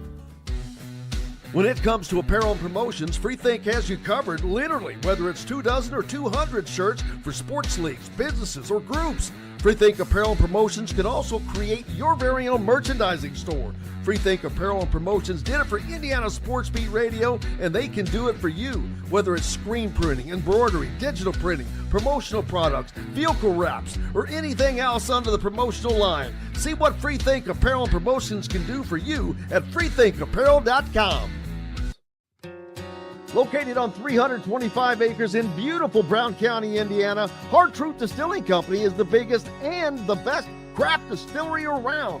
While Hard Truth is already known for producing internationally awarded whiskeys and spirits like Hard Truth's sour mash bourbons, sweet mash, and hard road ryes, as well as their cinnamon vodka and the always popular toasted coconut rum. Hard Truth Distillery offers so much more. With a full-service restaurant, ATV, and distillery tours, as well as live music, you can spend an entire day at Hard Truth Distillery while making your entire family or group happy. And that's the Hard Truth. Hard Truth products are available across Indiana, as well as many other states. So no matter where you shop, if they don't carry your favorite Hard Truth product, tell them you want the truth, the Hard Truth. Hard Truth Distilling Company encourages you to enjoy all of their products responsibly and to never drink and drive. Welcome back to the Hard Truth Distilling Company studios on this Monday. Jim Coyle with you as always, and joined by the great Dustin Dopirak from the Indy Star. Make sure you're giving him a follow, especially for his coverage of the Pacers, which are about to start the playoffs on Saturday, 1 p.m. That seems like an odd time for a basketball game in Indianapolis, unless it's a tournament game. Well, it is a tournament game. So, Well, you know, I meant an NCAA tournament game. sure, yeah, no, I mean, but obviously this is obviously the way the playoffs set up over the first weekend. You're taking all 4 TV, you're making it so you have 4 windows in each day, basically 4 TV windows to make sure that's like, okay, you've got, so you're blanketing your day. Cool. Yes, Andrew, thank you. I hope that we try to be. Dustin, Zach, and I, but no. So there, because it's 1 o'clock, 3:30, 6 o'clock, 8 o'clock, 8 or 8:30, I think, are the 4 games on Saturday, because it's basically you're trying to get all 4 of those playoff games into, make the most of it. If you're the NBA, you're trying to make sure you're not trying to compete with yourself on the weekends. It's like you decided, okay, this is going to be your day. Basically that, when you start playoffs, this is then we're having the most teams involved. You're making it so, you get the whole day and you don't have to have any games competing with each other. Like obviously you'll have some overlap and a tip before or whatever. But for the most part, you're making the most of the whole day. So you're not having like 2 games at 6 and 2 games at 8 so that people have to decide, which game they want to watch. So it's the Pacers are first. I think after that, they've got, I think it's Clippers, Denver in the 3:30. I think it's Knicks, Pistons in the 8, and Timberwolves, Lakers in the or in the 8:30. I think the Knicks, Pistons is 6, and then it's Timberwolves, Lakers in the 8:30. So yeah, it's whole day where the basketball and the Pacers started. So I you're moving around your who goes where, and I guess it makes sense for the Knicks and the Lakers to be the primetime series. But I don't think Pacers. Bucks is a bad place to have a 1 o'clock game. Bad teams for that. And I don't think it's bad to be the first team out of the chute. People are going to be watching. They're ready to get this thing started. You're going to see playing around throughout the week, and that stuff's okay. But getting down to the best of 7 stuff, I think it's going to be fun. You're going to have an old Midwest battle at Gainbridge. They should drop the curtain that day, let some natural light in there, make it feel a little bit like Hinkle, because that's what they built it to be, basically, is to kind of follow that, create a bigger version of Hinkle. I think that's what they should do. And it's obviously, you don't get the same kind of natural light in Gainbridge that you do even when you drop the curtain, as you do in Hinkle, but it'd be, that still adds something to it. So I think that's kind of how they should do it, and, let it feel as much like an afternoon college game as you can. Yeah, you kind of forget about that until they do that, because Sure. it's covered up and it's like out of sight, out of mind. It's kind of the same thing at Lucas Oil.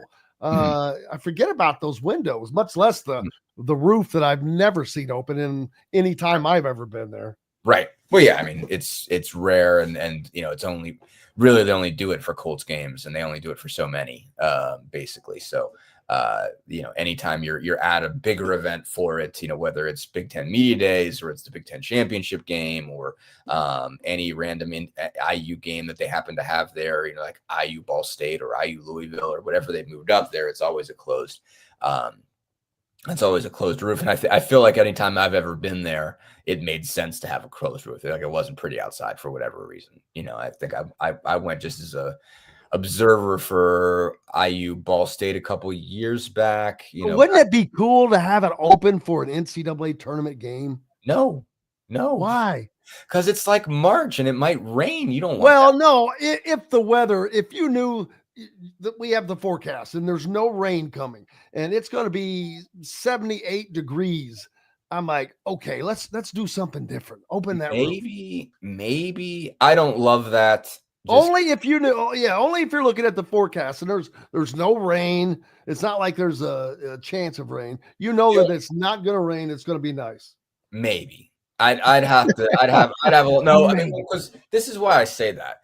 Remember the first time they had one of those games on on an aircraft carrier? Oh yeah, I mean it's like the first time playing in the Carrier Dome, right? But like it had one on an aircraft. No, I mean no depth perception at all. Right. And it wasn't just that; it was liquid, And that's the number. Like liquid's really bad for basketball. Like liquid's very bad. Any kind of like obviously that's you have guys running around with brooms and stuff trying to get all that off. Like but there's a certain amount of moisture that can happen on a basketball court that can be too much for you to get off. And, that is how guys tear their ACLs. And, I think something bad happened to somebody in that game, but like that was bad, as I recall. And it was rough because it's like, all right, like you want to have, you're playing a game on an aircraft carrier, you're playing in front of all these, warriors of Navy guys, Air Force people. I can't remember like what all branches were kind of involved on that ship, but like it like as a scene, it was so cool. And you're giving opportunities for these people that are, like serving the country to watch this game. And but you got guys that are kind of terrified to play because it's wet, and when it's wet is when horrible things happen. And you look, like it doesn't seem like a thing you should be afraid of, but like you don't have traction, and when you don't have traction, you can slide. And when you slide, you can hurt yourself. So, like I'd have to be really sure. As much as cool as that sounds, Indiana in March is not a time when I trust an open, is not a time when I trust an open roof. And it's not easy. It does take a lot to close those roofs. Like you got to make the decision. Like there's a reason why, Irsay, will make an announcement like a day before or something like that you're going to do it. Cause like, you got a lot of moving parts to that thing. So, I think I'd have to be real sure. I'd have to be certain before I'd play a Final Four game outside, with outdoor elements. Robert, commenting on the hotline, says, is it just me or does it appear the conversation is a couple of IQ points higher this morning? Is that saying I'm acting like I'm more awake today? I notice I'm saying less, so I think that must play into it. You're doing more of the talking, so I would agree with that. Certainly, it's going to be a few points higher when Dustin is doing more of the talking than me. No doubt about that, Robert. Thank you very much. That's harsh. That's harsh. Anyway, yeah. Oh, all right. So, what do you think going into the playoffs? What are your expectations? So if I haven't done a list yet. I haven't broke it all down, but I'm thinking I do think the Pacers will beat Milwaukee as long as Damian Lillard doesn't make a fantastic comeback. I don't know if it's advisable for him to make a fantastic comeback because he's got deep vein thrombosis, and I'm not sure that's something you want to play with. Those basically have blood clots in his calves, in his lower leg. And, apparently he's working through it. Apparently he's making a lot of progress, which is great. I don't know if that's something that I would trust because, that's, like blood clots are the sorts of things that are obviously really, really serious. So, that's obviously Victor Wembanyama has been shut down for the rest of the year for deep vein thrombosis in a different place, closer to the heart. Apparently, if you're further away from the heart, you have less to worry about. But still, if you have blood clots anywhere, I feel like that's a thing that you don't want to mess with. So I'd be surprised to see him back. I think the Pacers will be able to pull it off. If they don't have to deal with Dame. I think Giannis is going to go absolutely crazy. I think he's going to have wild games, and I think they're going to have to play very well to be able to overcome what Giannis is going to do. Like I think Giannis will average 35 in this series, and I think the Pacers can still beat him if he does. He'll be like 35, 10, and 6 or 7. He's going to be fantastic. I don't have any illusions about them like stopping him. They're not going to. He's the best player in the East. And to me, by a country mile, as good as I think Tatum is, I think Giannis is the best player in the East by a lot. And so, that's going to be enough to make it a competitive series. But I think without Dame, I don't think they have enough after that to keep up with what the Pacers can do. My presumption in that is saying, Pascal Siakam is going to rest up and get right, and he's going to be better, and that Halliburton's going to be motivated, not just motivated. Obviously he's motivated, but he's going to hit enough shots. I think that's really the thing is you're getting a good version of Tyrese every night right now, but some days he shoots it really well, and some days he doesn't. Really, since those first 10 games out of the break, he was insane for how well he was shooting the ball, and he's been kind of up and down as far as making shots since. But if you get a good shooting Tyrese, you get the standard Pascal Siakam that you've got most of the year. I think that's enough juice between the two of them. And if they just get somebody else making shots every night, if Miles Turner and Aaron Nesmith, it doesn't have to be both of them, but if they get one of those two every night to hit some 3-pointers, I think they've got enough firepower to pull that off. And so I think they win that series, but I do think they lose to Cleveland in the second round. Obviously, again, the Pacers will go into it having won 3 out of 4 from Cleveland, but the last 2 don't count. They just don't count. basically, as far as that's concerned.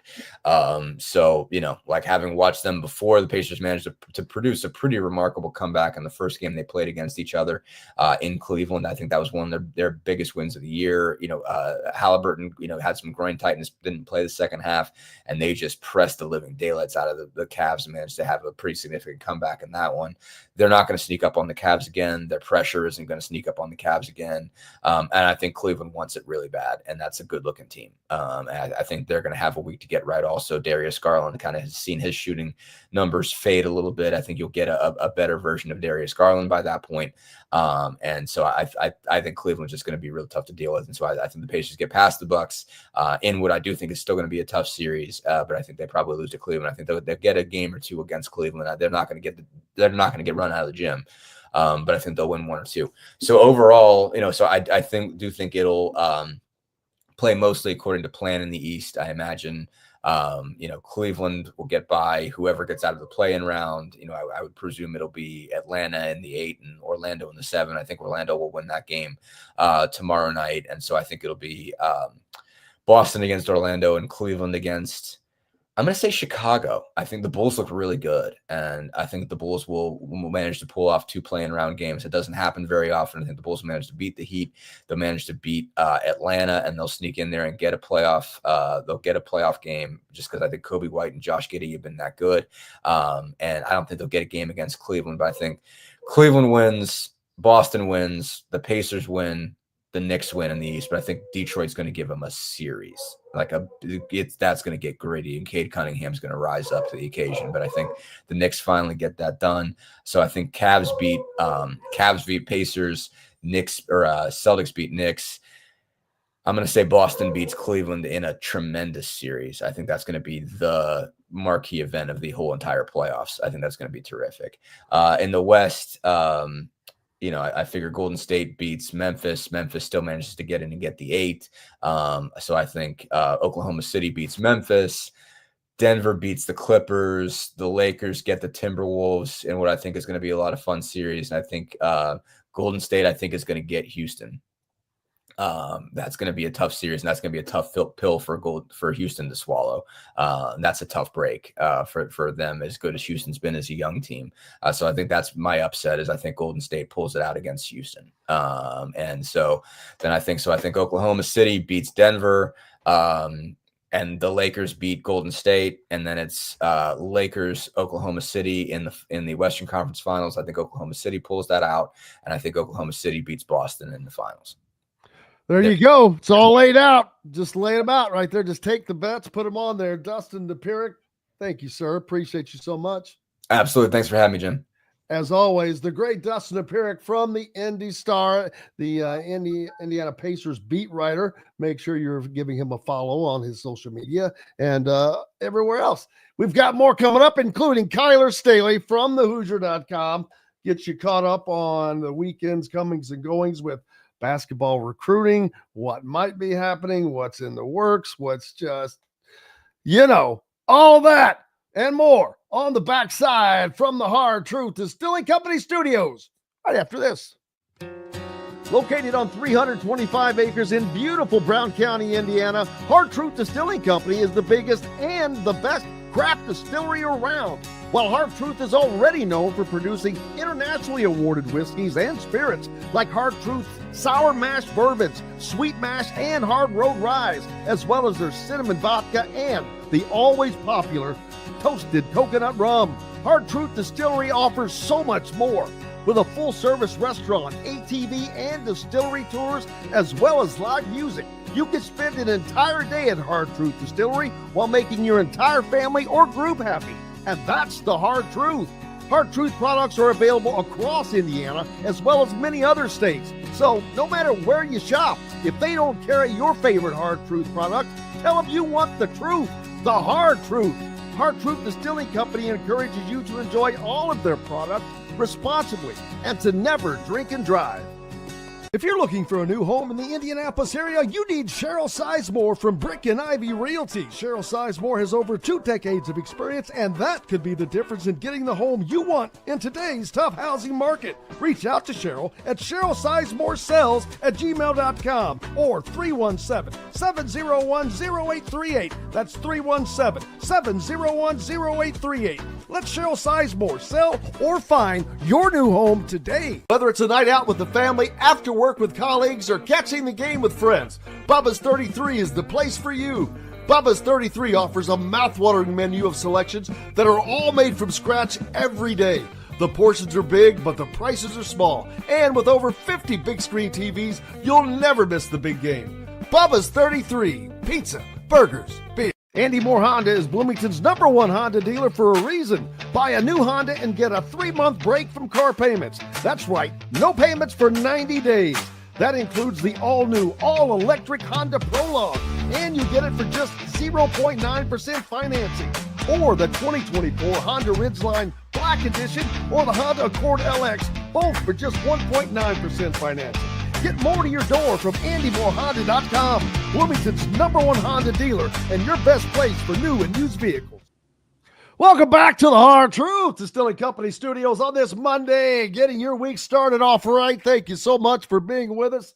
Jim Coyle with you as always, joined now by Kyler Staley from thehoosier.com. And if you have not gone there and subscribed, you're missing out on everything that is happening with Indiana, not only in basketball and football. Kyler doing a great job keeping up with all that is going on the basketball recruiting side, and that is plenty. The names are just a daily thing, sometimes 2 in a day. People are waiting for visits, Kyler. They're waiting for commitments more than anything, and the expectation is those commitments are going to kind of start happening, I don't want to say in bunches, but with some frequency. Yeah, I mean, sooner than later, right? I mean, I know it's been a long month of April so far, and we're only 2 weeks into it. You know, a lot of fans are obviously getting a little antsy when it comes to, like, you know, we need recruitments or we need commitments and things like that. But I do think within this next week or so, we're going to see a lot more names committed to Indiana. Obviously, you know, the 2 names that are kind of circled in on right now are Lamar Wilkerson and Tayton Connerway, both guards. Both experienced guards and stuff. So Lamar Wilkerson had his visit over the weekend, also visited with Kentucky. So as it stands right now, I do think that he's supposed to visit Auburn today, but we'll see about it with that. I do think that's going to be Indiana, Kentucky, one of those 2 schools that are going to land Lamar Wilkerson. And Tayton Connerway had his visit yesterday. It may have trickled into today as well, but obviously those are 2 big names that, you know, fans are kind of, you know, circled in on. The Indiana staff are circled in on, and, you know, both of those guys can play with each other. So it's not a one or the other type of thing. It's, you know, hopefully you get both of them, or at the worst case, you at least land one of those guys. And I think Indiana fans are probably a little surprised that all of these names that they're hearing that are popping up are guys that they never heard of. Which I talked about, you know, Florida's team. I said, hey, go look at Florida's team. I know you're not a Florida fan, but how many of those guys did you hear about? You knew about Cooper Flagg. You knew about all these other guys. You didn't know about Florida's team.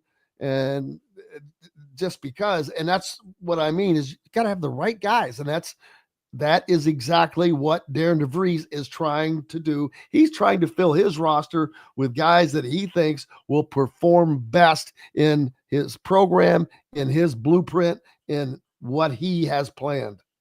Yeah, absolutely. I mean, it's much different than, you know, the way that Mike Woodson would recruit, right? You know, I think Mike Woodson obviously went for the big names a lot of the times, and, you know, that he struck out on a lot of them stuff. You know, with Darian DeVries, he's going to eventually go after those big names. I do think you have to have some kind of balance within that. But, you know, right now he like you said, he's trying to fill out a roster, and he's going after guys that he sees that fits his system and fits it well, and that they in Indiana can have success in year one with. So it is a lot of these guys that, like, you know, Indiana fans haven't heard of. And I'll be honest with you, there's a lot of names that have popped up that I've never even heard of.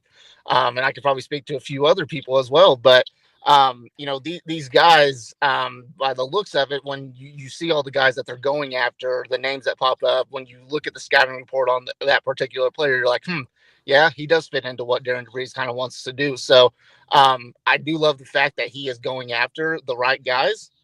It's just right now at this point, just all about landing these guys and, closing the deal and finishing the deals once you get them on campus and just closing it out that way. But there's going to be there's already a lot of names right now. There's going to be a lot more names, pop up within the next couple of weeks as well.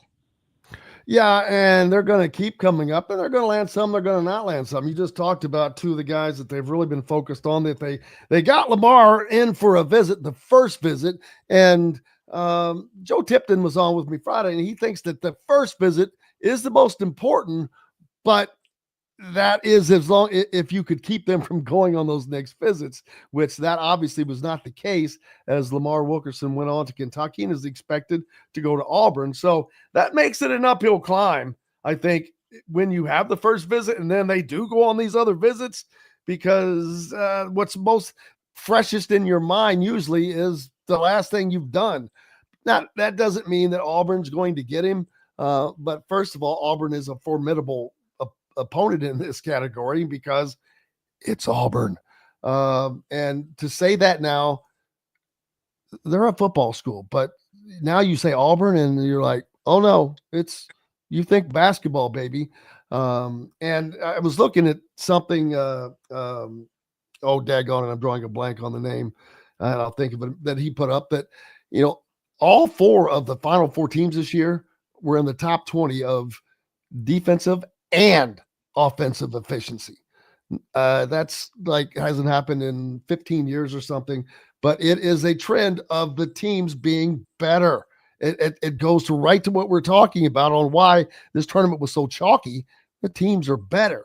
So you have to have a good team. Indiana obviously did not have that in the last few years. It was just not put together well, and that is what Darian DeVries is trying to do. There are a couple other names that have popped up via different sources. I think The Athletic reported late Sunday night that Texas Tech guard Kevin Overton, who played for Darian DeVries at Drake in the 2023-24 season, plans to enter the transfer portal. So there's another opportunity.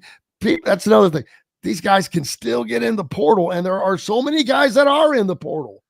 Yeah, well, there's maybe a little less than 2 weeks left for guys to enter the portal. So there's going to be a lot of movement going on. That's why I caution Indiana fans, don't panic right now, because there's still going to be a lot more names that pop up, and you're maybe struck out on a few names so far, but there's still going to be plenty more opportunity down the line. So Kevin Overton is definitely an interesting one. Obviously, it hasn't been directly reported that Indiana has reached out to him yet or anything like that, but his history with Darian DeVries. He was very, very successful with him. I'm pretty sure he was, I can't remember if it was first or second team honorable mention, but he was all MVC under Darian DeVries when he was with Drake. He had success there. I think he averaged over 11 points a game during his time with Drake. So went to Texas Tech. He was just kind of a serviceable player and stuff, but I think he's looking for a bigger role. And right now, Indiana's trying to find a guy, to be, I guess, quote unquote, their star, right? That was kind of their pitch to Lamar Wilkerson,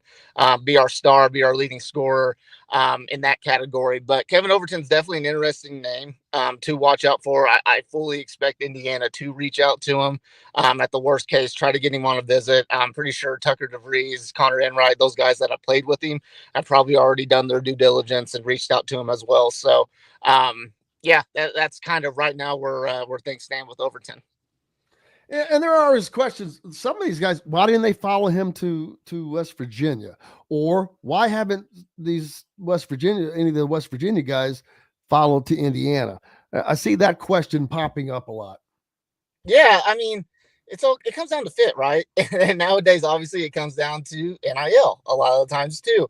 Not necessarily. I do think that maybe they had one or two. Obviously, Tucker DeVries was one of them, but there may have been a second one that followed Darian DeVries to West Virginia from Drake. I can't remember on top of my head, but right now, Indiana hasn't really gone after, or maybe they have, it just hasn't been reported, but you don't really see any West Virginia guys other than Tucker DeVries that Indiana is interested in, Darian DeVries is interested in. But, to kind of think about it, it comes down to fit and, what a player wants to do. A player, could be looking for a better NIL package. They could be looking for a better fit, and maybe they don't see that fit at Indiana, so they're not interested. But I mean, that's pretty common nowadays. Of course, you do get, the group of players that do like to follow coaches when they do take different jobs, players that, have a lot of trust in that coach. But at the same time, I think these players want to go for better fits. They want to go for bigger NIL packages, and they want to kind of let their agent do a lot of the negotiating and see kind of what their options are, instead of just automatically being like, oh, my coach is leaving, I need to follow him because that's the guy that I played for. It just doesn't really work like that nowadays, especially with like the NIL packages and just all the options that players have. And there's another name that has kind of popped up here in the last day or so, and that is Grand Canyon transfer big man Duke Brennan, big 6'10" biggie that is also in there. That was reported first by Deshaun London. So there has reportedly been contact between the Hoosier staff and Brennan early today, it looks like. Yeah, and obviously Indiana needs they need another big. They need probably a couple more bigs to fill out that front court. Right now they only have Reed Bailey, and Tucker DeVries can kind of play a little bit in the post, but that's not necessarily where you're going to see him a lot of the times. But right now they only have Reed Bailey. That Duke Brennan player is definitely very interesting. I think NC State, Ole Miss had reached out to him as well. I'm probably missing a few other names, but a guy that averaged nearly a double-double last year at Grand Canyon, a very serviceable big. But as far as bigs go, they do have some options with Indiana. They got Eddie Lampkin, who played at Syracuse last year. I know Indiana's made contact with him.